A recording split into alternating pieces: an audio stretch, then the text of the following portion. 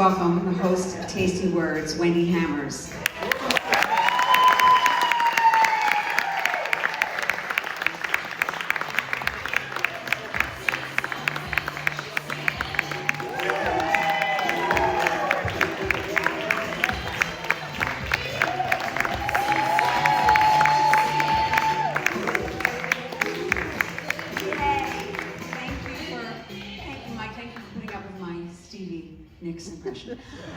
Hi everyone, welcome to Tasty Words at the Greenway Court. Delighted to be here. Please make some noise if you're happy to be here as well.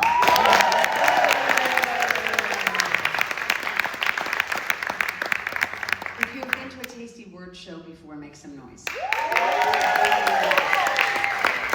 If you are a tasty virgin, make some noise.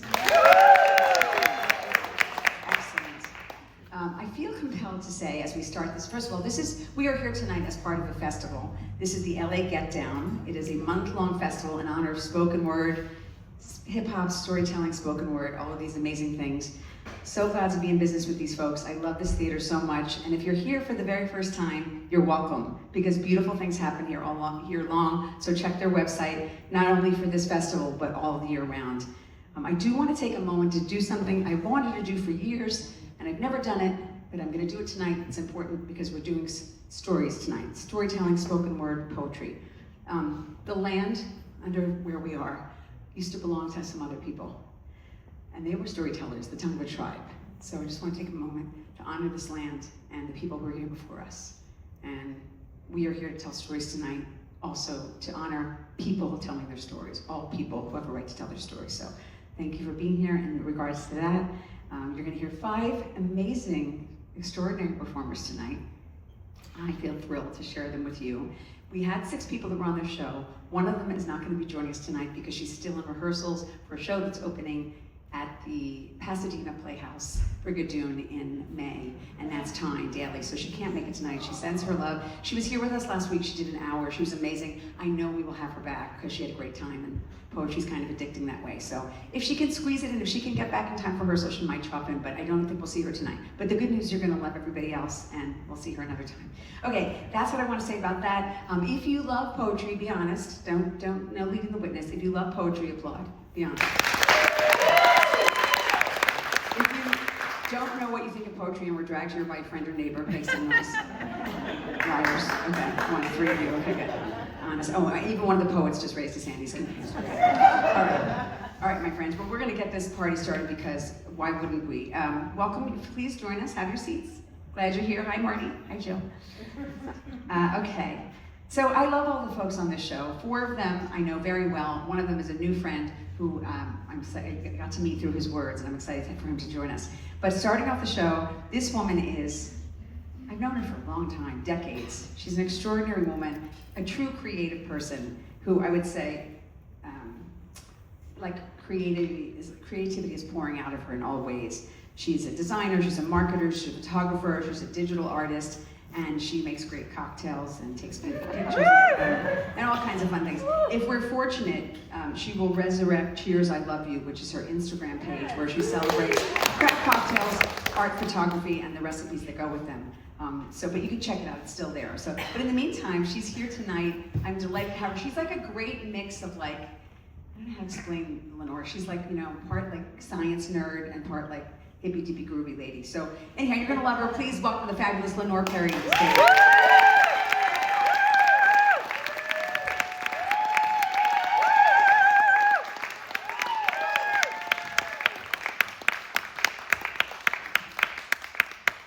Thank you for that, Wendy.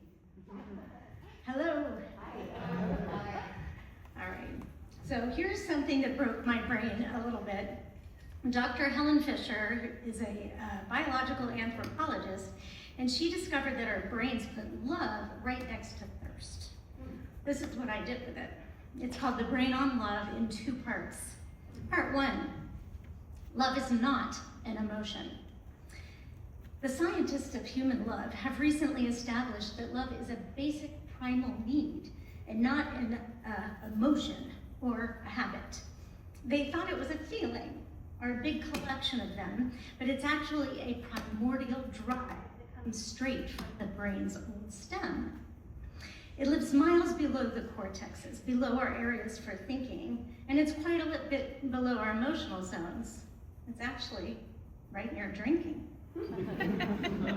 That is, the brain circuitry for romantic love is literally next to thirst. We crave it, we want it, and we must have it or die. We will fight for it, foremost and first. You know, emotions, they're seen on our faces quite clearly. You can see sadness and anger, surprise and contempt, but there's no micro expression for all our deep drives. Hunger and thirst and love, they don't present. No, love is a drive. And like needing some water, we will not rest until it's been got. The road to getting there is when the emotions kick in, because in satisfying our needs, we have felt quite a lot. Part 2, love is an addiction. So why do we have our obsessive compulsions? Like, why such intensity here? It has to do with a system of rewards that gets triggered when we endear. See, if we didn't notice that we were thirsty and we just strolled right through that need, no one would last. We'd die really fast. As a species, we'd have no time to breed. So we have to notice, and it has to become the center of all our attention. And the system must say, hey, that was great. Nice work. Good death prevention.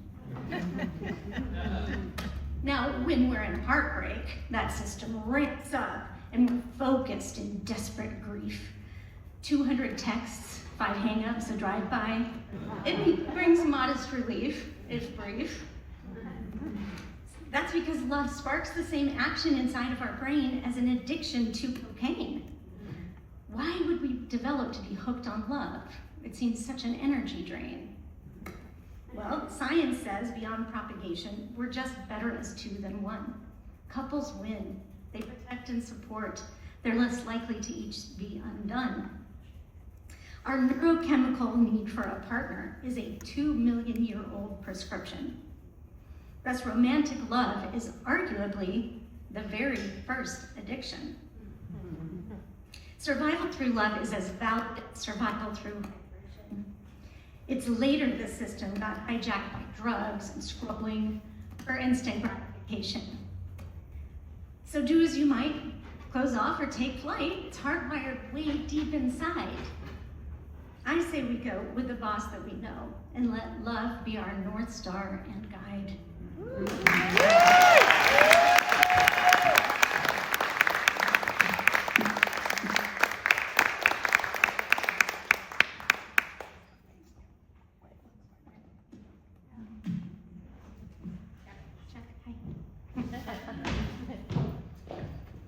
So this next one is basically exhibit A of the brain in heartbreak. Or as Wendy likes to call it, it's what happens when Dr. Seuss and Esther Perel have a baby. The lost map. Today is the day, the do or die day. Our relationship either will collapse or will stay. A partnership solid and lovely and great. So how in God's name did we get to this state? Please don't ask me, because I've been blindsided while you're over there saying you're being internally guided. Why are you saying, though with words you can't find, well, it's all great right now, for the future it's not aligned? That's insane, you realize. It makes 0 sense. You can't give me one reason? You've got no defense? Is there something you're hiding that's too frightening to say? I know it's not unfair. I know you're not gay. I even know you are not wishing I was more this or that. You think I hung the moon, that I'm the meow of the cat. You tell me I'm amazing, even how I'm dealing with this, and that you fall more in love with me daily. I'm the stuff of your bliss. So, you're off at your healer. She'll see into your soul. She'll know if you're hiding and do damage control. She knows you quite deeply, and in an instant can tell if you're running away or if you're grounded, and well, you'll tell her your stuff, our life in her hands. She'll validate you when you tell her your plans, but nothing that she could say, do, nor find would help, because you've already made up your mind. And so right after your session, in an hour or so, you'll lay it all down. You'll say, you have to go. I'll look straight in your eyes and I'll say it again. And you'll muster your courage and you'll say, we have to end. And we'll hold on to each other and we'll cry for 2 days and we'll try to eat food and take walks through our haze and we'll make love again that one final time. Our faces in each other's hands and we'll dry each other's eyes. And you'll watch me walk away and you will heave in your chest and you'll wonder if what you've done is really for the best. And you'll ache with the greatest love pain you have known, and yet you will stand in your decision alone. And you'll say you're so sorry that I don't understand. You're so sorry for my suffering and that none of this was planned. And if there was something you could do to alleviate my pain, you would do it. You'd do anything you announce again in vain. Because you and I both know that nothing can be done. We created something gorgeous and it had barely just begun. And in the flip of a wrist, in the turn of a phrase, it is gone in an instant, in a blaze. And that world does not exist now. It is not on any map. If we searched for it, again, it would not land in our lap. Should we ever want to visit where that love was off the charts, it would be deep inside the wreckage of our separate, shattered hearts.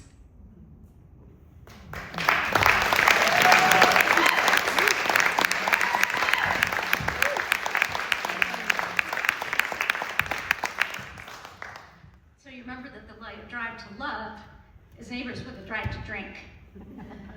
And sometimes that means cocktails. So with my Instagram account that Wendy mentioned, Cheers I Love You, it had cocktails that I invented in photos and occasionally poems, and here are 4 of those. Minty melon summer so long. September makes me panic. It puts me in a state. I buy up all the melons and lament the drinks I didn't make.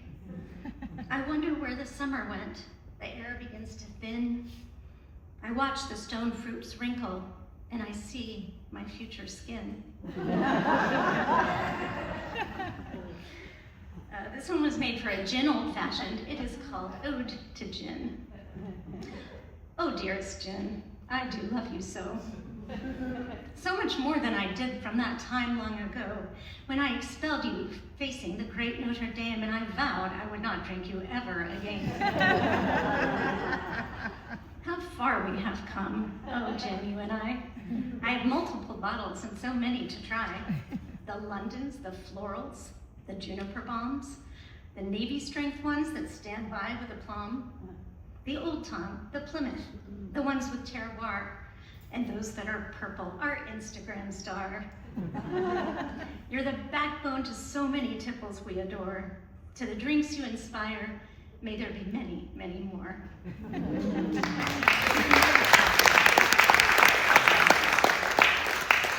On a trip to Italy, I brought back an Amaro from Umbria, and naturally that had to turn into an Umbrian Negroni. And this is called Welcome Home, Perugino. Welcome home. This isn't Rome. We're clearly no longer in Umbria. A fond farewell to the pleasures of our Italian gastronomeria. I'll miss the Parma, the Pomodoro, the olio pistachio pesto, the aperitivi, the umbricelli, the stracciatelli gelato. Gone are the ways of so many days of peachy alla lioni. I guess we'll have to all go back to cheese and macaroni.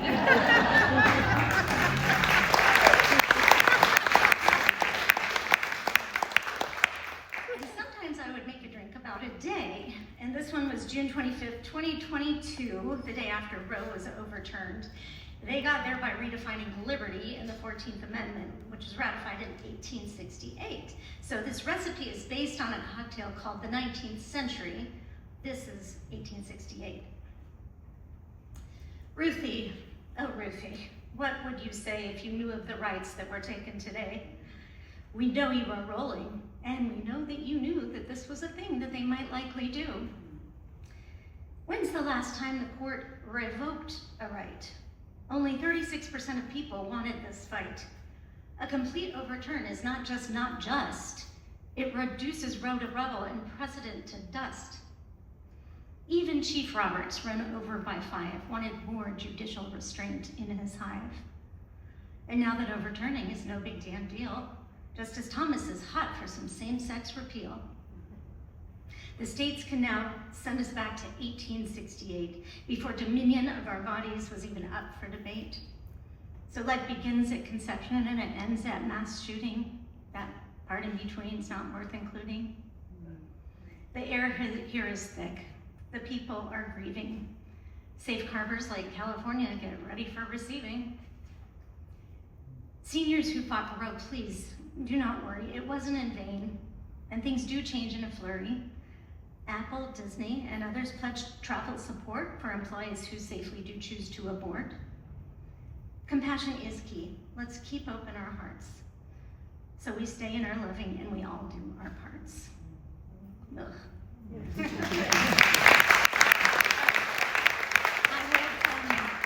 I would always say how to mix the drink, and for this one I wrote, read the news, throw everything in a shaker, watch 50 years of women's rights swirl down the drain clockwise, shake with the might of an enraged rally, strain into a 19th century coupe, garnish with cherry and a tear.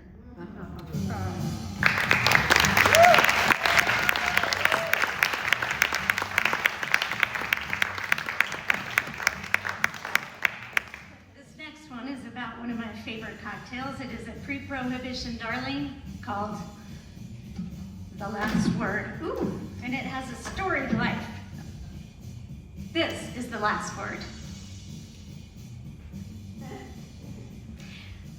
The era of the last word was all flapper, elation, days of social liberation and surface celebration. Their mantra, we're alive, turn it louder, make it faster, where joy was defiance and laughter was rapture. It was born in 1915, a Detroit Athletic Club event, a high society health tonic priced at a premium, 35 cents.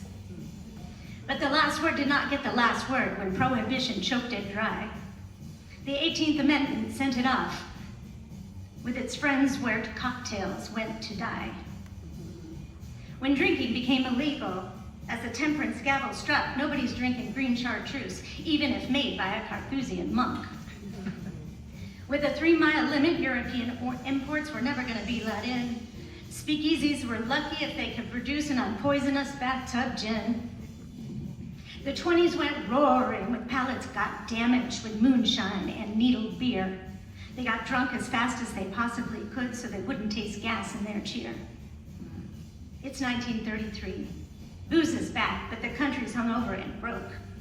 Wartime distilleries diverted grain and glass, keeping people sober with industrial smoke. What then emerged was the pursuit of purity. The organized man, the gritty city long gone, now a white picket fence on a suburban lawn. White crystal clarity, chrome sweating from ice, the clink of a shaker at 5:30 precise. Bright shiny plastic kitchen and smiles serving perfection on slick black and white checkered tiles. Counter to this culture, the beats were seething. It was the clash of a culture with a class and a glass, romanticizing struggle, drinking swill en masse. A mixed drink in the hand of a gray flannel suit was the symbol of the square. The 3-martini culture, the vacuum, siren of despair. They drank the rot gut of the brewery and they called it Purple Jesus. Fortified cheap port thick enough to stain their tongue and teeth. The hollow echo of the American dream in the post-war middle class is a manicured lie sold to keep them numb and keep their heads up their ass.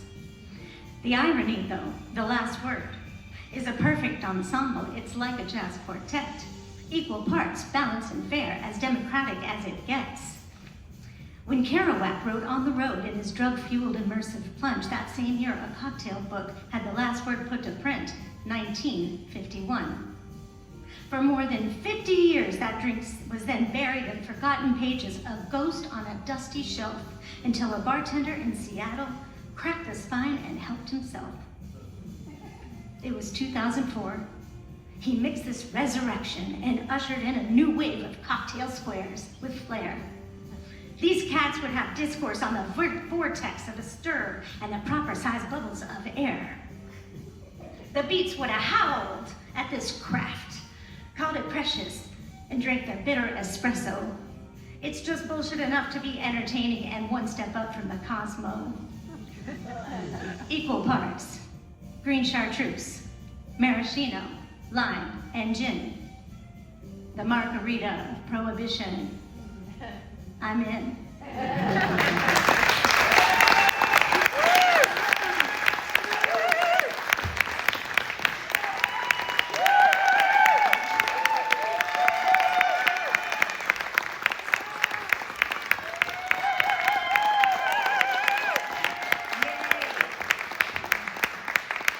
Like a work wife or a work husband. Lenore is my husband's cocktail wife. Because it's wasted on me. I'm like drinking iced tea and the two of them are like mixing up cool things. All right. Another hand for the fabulous Lenore Perry.